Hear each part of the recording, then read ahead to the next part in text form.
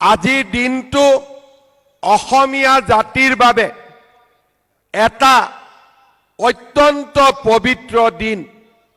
আমাৰ মনত আছে 2021 চনৰ 25 ফেব্ৰুৱাৰী তাৰিখে বৰদোৱা সত্ৰৰ পৰা আৰু সকলোৰে উপস্থিতিত ভাৰতবৰ্ষৰ মাননীয় গৃহমন্ত্ৰী অমিত শ্বাহ ডাঙৰীয়াই মহাপুৰুষ শ্ৰীমন্ত শংকৰদেৱ আবিৰ্ভাৱ ক্ষেত্ৰৰ আধাৰশিলা স্থাপন কৰিছিল। আপোনালোকে ভাৰতীয় জনতা পাৰ্টিক দায়িত্ব দিছিলে যে এই অচিনাকি মানুহসকলক বৰদোৱা থানৰ পৰা উচ্ছেদ কৰিব লাগে আৰু ইয়াতে মহাপুৰুষ শ্ৰীমন্ত শংকৰদেৱৰ আবিৰ্ভাৱ ক্ষেত্ৰ নিৰ্মাণ হ'ব লাগে। আজি আমি আপোনালোকক জনাবলৈ পাই আনন্দিত যে অকল অসমৰ ভিতৰতে নহয়, দেশৰ ভিতৰতে এখন অত্যন্ত আধ্যাত্মিক দৃষ্টিভংগীৰে নিৰ্মাণ কৰা আজি মহাপুৰুষ শ্ৰীমন্ত শংকৰদেৱ আবিৰ্ভাৱ ক্ষেত্ৰ কেন্দ্ৰীয় গৃহমন্ত্ৰী ডাঙৰীয়াৰ কমলৰে উদ্বোধন কৰা হ'ল।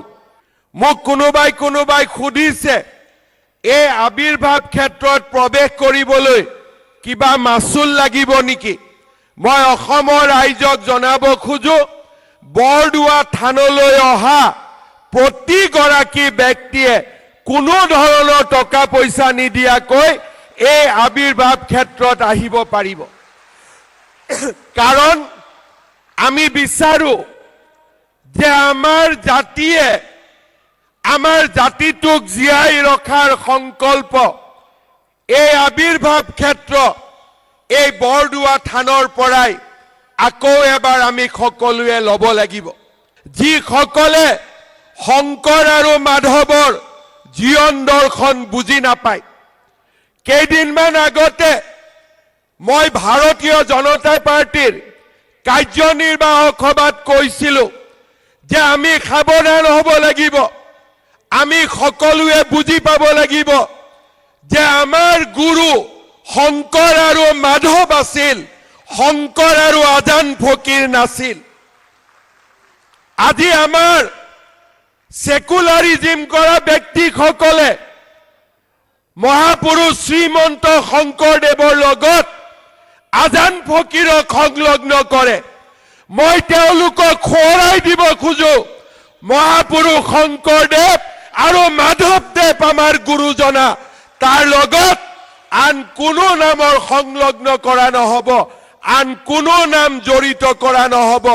শংকৰ মাধৱ আমাৰ জাতীয় জীৱনৰ প্ৰাণ প্ৰতিষ্ঠাতা আৰু সূৰ্য আৰু চন্দ্ৰ থকালৈকে শংকৰ মাধৱ আমাৰ গুৰু দুয়োজনা আমাৰ মাজত জীয়াই থাকিব। যে বিকাশৰ লগে লগে আমাৰ জাতিৰ পৰিচয়ও থাকিব লাগিব, জাতিৰ অস্তিত্বও থাকিব লাগিব।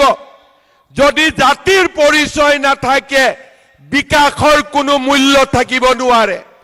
বিকাশ আৰু জাতিৰ পৰিচয় যেতিয়া দুইটা একেলগে যাব, অসমীয়া জাতি বিশ্বৰ ভিতৰতে এটা মহাজাতিলৈ ৰূপান্তৰ হ'ব।